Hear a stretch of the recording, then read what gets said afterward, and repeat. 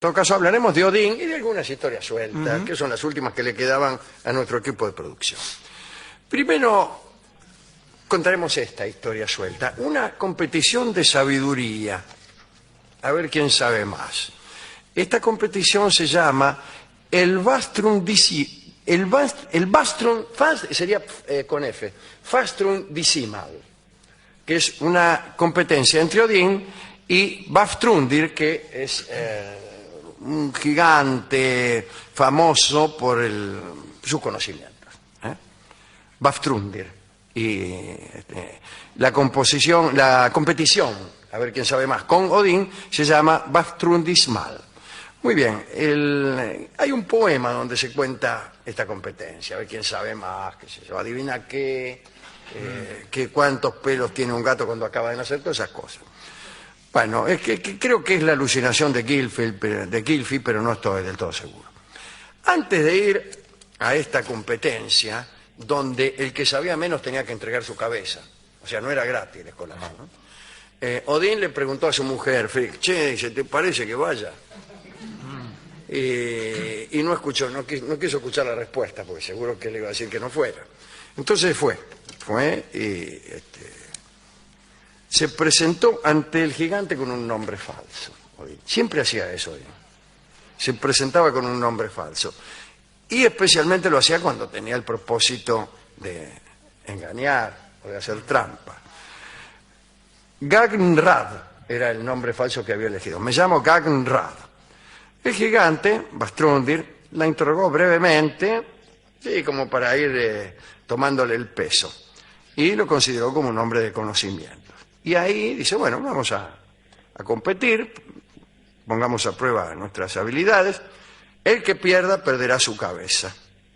Entonces, el supuesto Gagnrad empieza preguntándole al gigante sobre los orígenes del mundo, la naturaleza de los dioses, el fin de todas las cosas. Bien, que ellos conocían como Ragnarok, y el otro, como era un gigante sabio, enseguida contestó. Y por ahí Gagnar hizo trampa con su última pregunta. Él no había dicho que era Odín, había dicho que era un tipo cualquiera.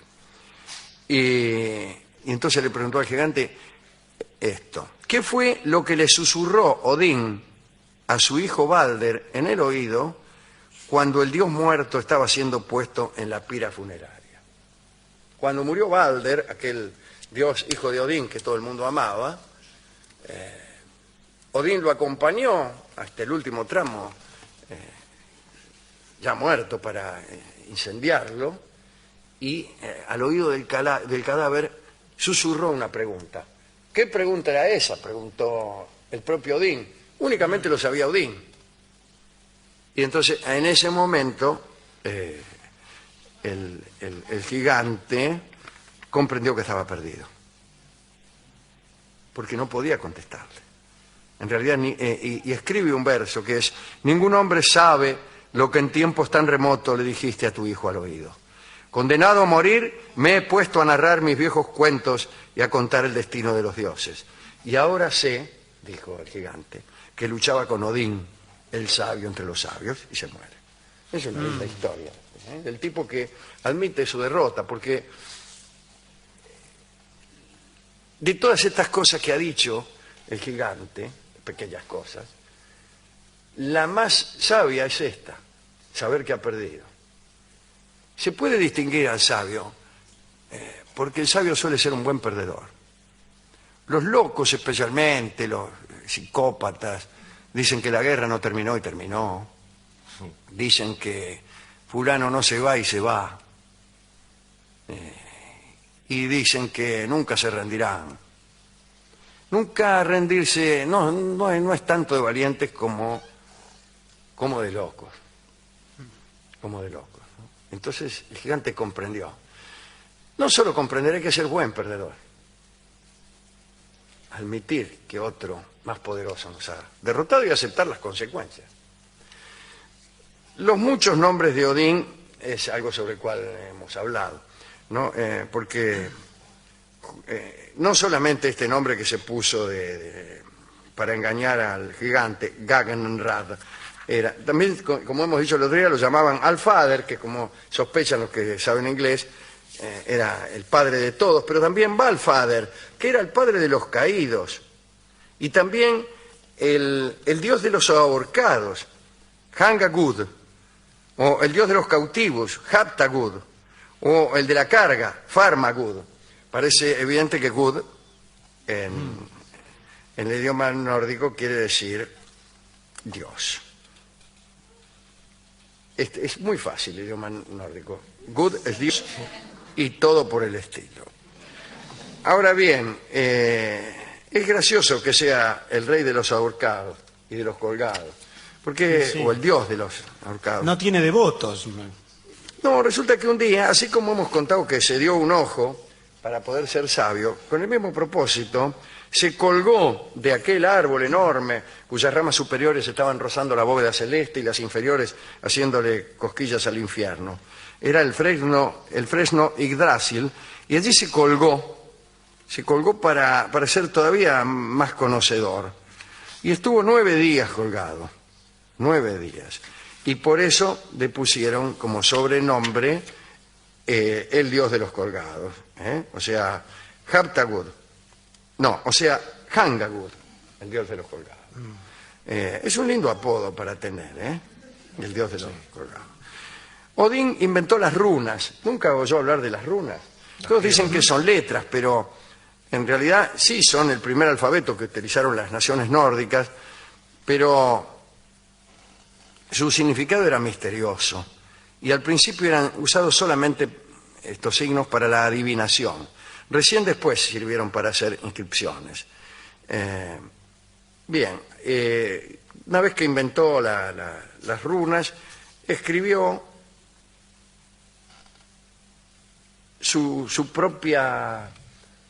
el cuento de cómo estuvo colgado, ¿no? Que es este.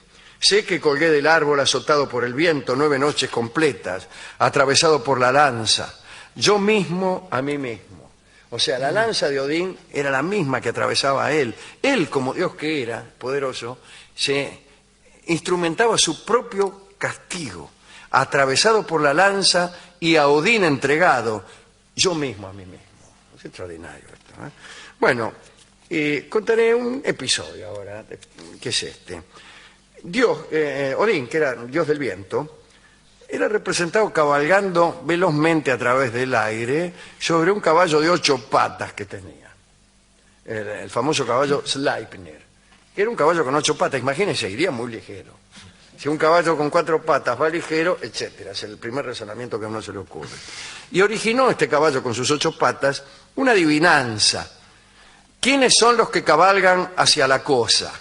3 ojos tienen entre los dos, 10 pies y una cola. Respuesta: un caballo muerto con un plumero. No, esa era otra. No, señor. Esa era otra. Esta era Sleipnir y su monta Odín. Ahora bien, salía entonces de caza en las noches de tormenta a cazar por el cielo. Cazaba almas de muertos que eran arrastradas en las alas de la tormenta. Me imagino yo espíritus malignos. ¿Qué va a cazar uno por el cielo en medio de la tormenta? Esas cosas. Y se le conocía generalmente como el cazador salvaje, y cuando la gente oía el rugido del viento, se echaba a gritar ruidosamente en su temor supersticioso. ¿Vio cómo es la gente supersticiosa? Cuando oye un trueno, dicen, ahí va Odín cazando almas de muertos, y gritan, ¡ay! Un poco mejor, tal vez. Sí. Bien. Parece que cuando alguien veía pasar a este séquito, cabalgando, ¿no?, sobre corceles jadeantes, con sabuesos que ladraban, se le llamaba la cacería de Woden, o sea, Odín, la multitud furiosa, o los sabuesos de Gabriel, por un rey sueco, o lo que sea, ¿no?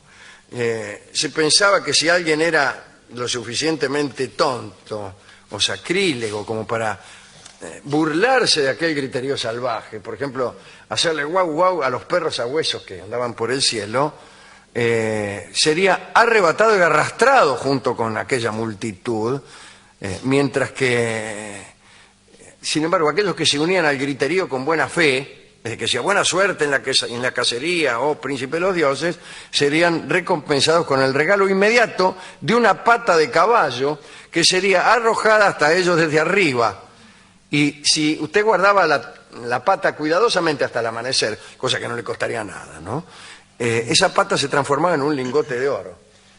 Así que era muy fácil tener un lingote de oro en aquellos tiempos. Pero después, ¿qué pasó? Vino el cristianismo. Chao. Le terminaron los lingotes. Antes a usted le bastaba saludar al príncipe de los dioses, recoger la pata de caballo que le tiraban desde las nubes, guardarla hasta el amanecer y chao, ya tenías un lingote de oro. Claro. Chao, vino el cristianismo con esa cosa frugal que tiene y no tuvimos más patas de caballo. Bueno, pero incluso después de la llegada del cristianismo, el folclore nórdico aún temía la llegada de una tormenta, declarando que era la cacería salvaje quien surcaba el cielo. Cambió un poco la leyenda, empezaron a decir que el objetivo de esta cacería espectral variaba con frecuencia y era un jabalí o un caballo salvaje o doncellas de pecho blanco lo que cazaban, o ninfas de la madera llamadas doncellas del musgo, ¿no? Que según se creía representaban las hojas del otoño que se caían de los árboles y eran levantadas por la tormenta del invierno. Siempre ver esas huestes espectrales trajo mala suerte, tanto entre los cristianos, no tanto entre los paganos, como se ha visto, bastaba ponerle buena onda a la cosa, ¿no?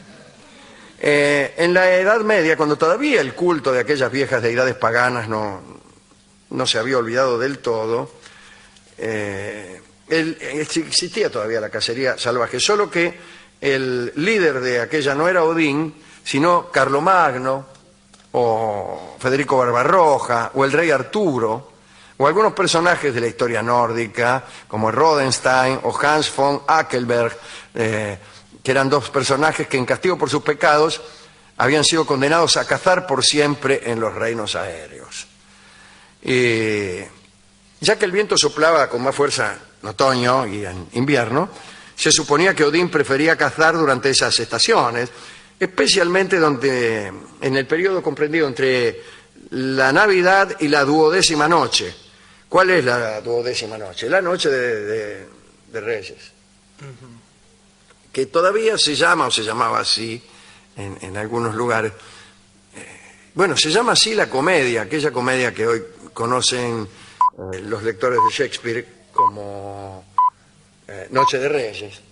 Pero en realidad se llama la 12ª noche porque se le suele o se le solía decir en Inglaterra esa noche, la 12ª noche, ¿no? Que es también una noche difícil, peligrosa en casi todas las mitologías, como la del 21 de diciembre, como la del 24 de junio, la del 6 de enero también es una noche en donde suelen andar sueltos los demonios. En algunos lugares también el 1 de noviembre, pero eso por los comerciantes, ¿no? Bien. En realidad, digo, completo esta información de aquella cacería salvaje ya en el cristianismo, a veces era considerada como organizada por un rey llamado Gerla, un rey malvado, que había sido castigado por estar a favor de Herodes, por ejemplo. También le llamaban la cacería de Caín o la cacería de Herodes, porque bueno, ya se sabe que Caín mató a Abel y que Herodes es responsable de la sangre de Juan el Bautista. Todo esto la gente no se lo olvidaba. ¿Vio cómo es la gente de la Edad Media? Que se le mete una cosa entre ceja y ceja y enseguida te condenan a vagar por los cielos bajo la forma de una cacería. En algunas melodías populares está todavía esa historia, como en Jinetes en el Cielo, ¿no? Siempre es una historia de un tipo que está solo, mira hacia arriba y ve que van cabalgando, a veces una cacería, otras veces simplemente van al galope. Y yo recuerdo una canción criolla que cuenta algo así, de un modo, diría yo, insuperable. Y cuenta la historia de un señor que está solo cerca de su rancho. De golpe vio en el cielo la figura de un paisano que arriaba unas reses que parecían sombras. Párese, parcero, le dije, ¿qué bichos llevan esa tropa? Y el paisano le contesta, voy para la tablada de los gauchos onzos a venderle miles de esperanzas gordas. Si el mercado promete, contesta el paisano, el mismo que está ahora contándolo, le dice a aquel hombre que desde una nube le está contestando. Le dice, si el mercado promete, y engolosinado vuelve para estos pagos en procura de otras, digo, de otros bichos, de otras sombras, no olvide que tengo mis potreros llenos de esperanzas gordas, ¿no? Y hasta de regalos se las cedo todas. El tipo vendía esperanzas en la tablada de los gauchos onzos. Y el paisano que lo vio, dice, si quiere para vender, tengo mis potreros llenos de esperanzas gordas. Y el tropero sonríe, y se sonrió el tropero, que era el desengaño. Y ahí termina después el desengaño. Extraordinaria, qué lindo, extraordinaria historia. Sí. Una canción muy, muy linda que se llama Opa, Opa, Opa.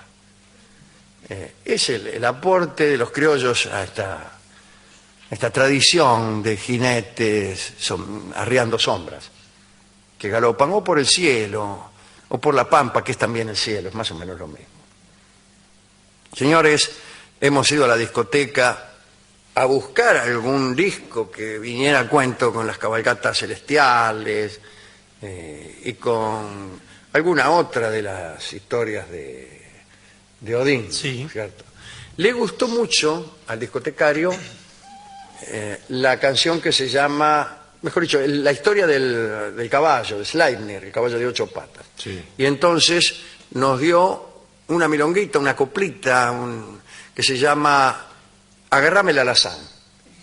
Se refiere evidentemente al alazán de 8 patas de Odín, Sleipnir, que era probablemente un alazán tostado de crines blancas, o sea, un ruano, podríamos decir. Bien, canta esta canción su autor, Omar Moreno Palacios. Se llama Agarrame el alazán, naturalmente.